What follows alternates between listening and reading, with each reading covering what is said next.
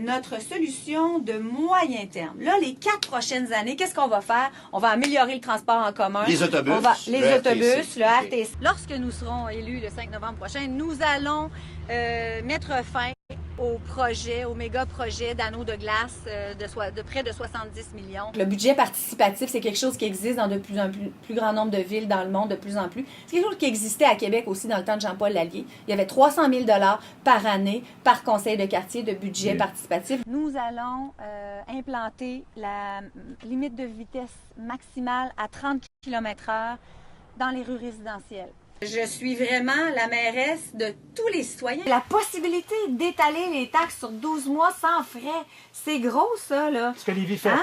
Ce que Lévis fait, justement, vous pouvez le faire.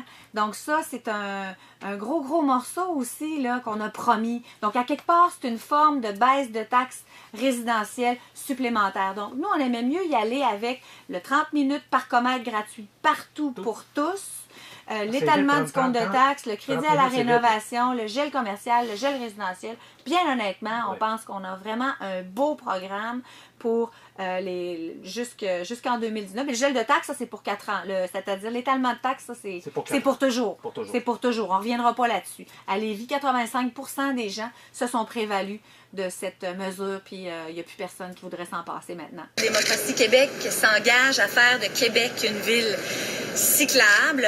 On s'engage pour les cyclistes. Alors, ce qu'on va faire, c'est qu'on va offrir un avantage financier pour l'achat de vélos électriques. On va voter 2 mandats maximum à la mairie. Écoutez, même M. Loranger, en tout respect pour lui, là, je trouve que ça n'a pas de bon sens. Hey, ça fait 36 ans, nous disait ça il y a 36 ans. Je suis en train de mettre en place un projet qui va améliorer la vie de tout le monde, incluant les automobilistes. Parce qu'à un moment donné, là, juste rester dans la voiture puis élargir les autoroutes tout le temps, on n'y arrivera pas. On veut installer ce transport d'avenir moderne électrique sur le réseau le plus achalandé. On le sait, il y a des trallées d'autobus, même les métrobus passent devant les gens sans pouvoir les embarquer le matin.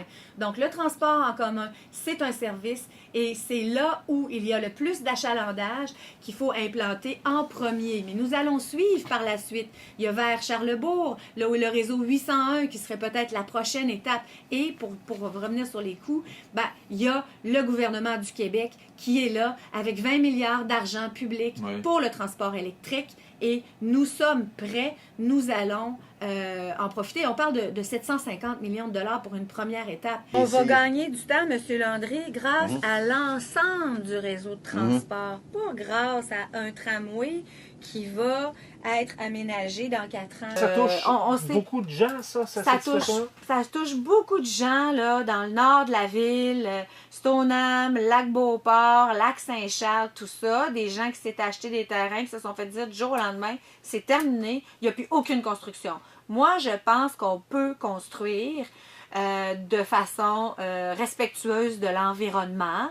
Puis que, comme me dit le maire de Stoneham, à qui j'ai parlé il y a quelques semaines, si on s'était assis ensemble pour trouver des solutions, là, ça ferait longtemps que le problème serait réglé, mais là, on est encore en cours. Puis il y a des gens comme monsieur qui parlent ici, qui me posent des questions au téléphone, qui ont des problèmes. Il y en a qui peuvent encore plus construire, d'autres peuvent. On ne sait plus trop sur quel pied danser. C'est tout croche, cette affaire-là. Et puis voilà, moi, je pense que ce qu'il faut, c'est regarder ça pour permettre de construire, mais dans le respect de l'environnement. Moi, Régis Labombe, j'y confierais pas Saint-Saëns. Le phare est vraiment un exemple patent de comment ça se passe à l'Hôtel de Ville de Québec, puis de qu'est-ce qu'il faut qu'il change à l'Hôtel de Ville de Québec. On a consulté les gens dans un processus rigoureux, intelligent, justement un PPU. On est arrivé avec un consensus, avec une vision équilibrée pour développer le boulevard Laurier dans son ensemble. Quelques mois plus tard, le maire de Québec demande à un gros joueur de lui faire une tour géante qui va finalement avaler les 2 millions de pieds carrés qui pourraient être construits pour consolider un boulevard Laurier à une échelle équilibrée, justement. Ça fait 15 ans que je siège sur des conseils de quartier. Je vois des gens extraordinaires, des jeunes, des retraités, des gens intelligents, des gens de tous les milieux, de toutes les classes sociales. Et là, je les vois arriver, motivés, puis je les vois partir. Moi, je pense que quand les gens de Québec vont comprendre qu'il qui vont tous avoir leur mot à dire, chacun dans leur quartier, dans leur district, dans leur arrondissement, qui vont pouvoir participer, qu'on va les écouter, qu'on va faire une ville intelligente, une ville moderne, une ville connectée sur ses citoyens. Les gens vont embarquer. C'est comme ça qu'on va rayonner. Le lac Saint-Charles a vieilli de 25 ans à 5 ans. C'est quand même une réalité importante. C'est notre source d'eau potable. On prend des décisions au quotidien, des décisions importantes, des décisions qui ont un impact sur votre milieu de vie, sur ceux de vos enfants. Mais par contre, avant de décider, j'ai besoin de consulter. C'est fondamental. Est-ce que vous gardez l'aréna de Sillé?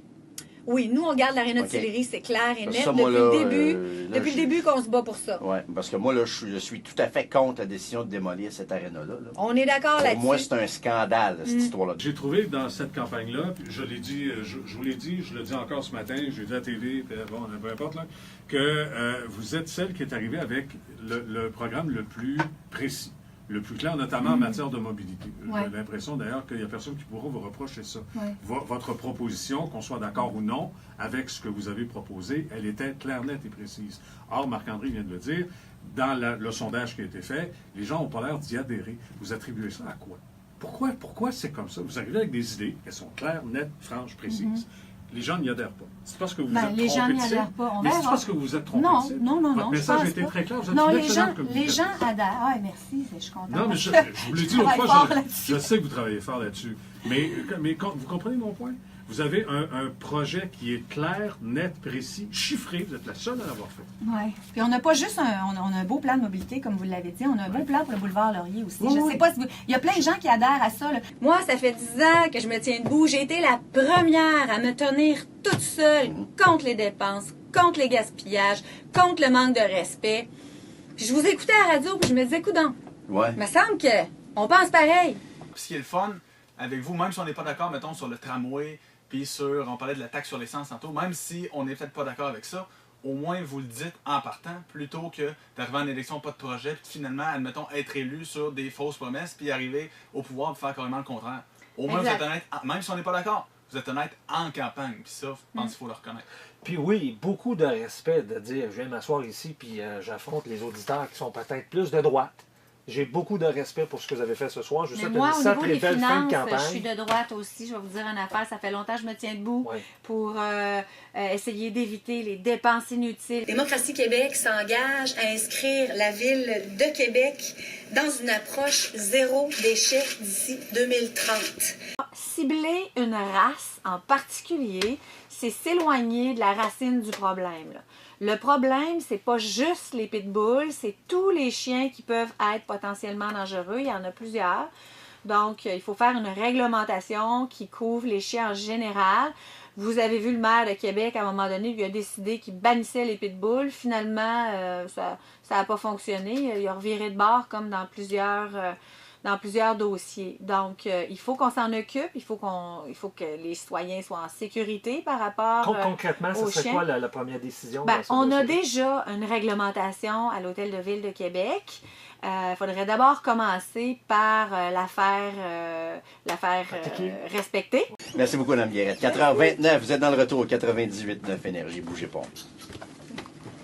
Ah, ben c'est bon. C'est bon. Vous avez été bonne, Mme Guérette. Je prépare déjà, fait que Jérôme... Vous n'invitez pas assez souvent, M. Landry. On va vous réinviter. C'est ça le problème. Merci beaucoup. Merci beaucoup.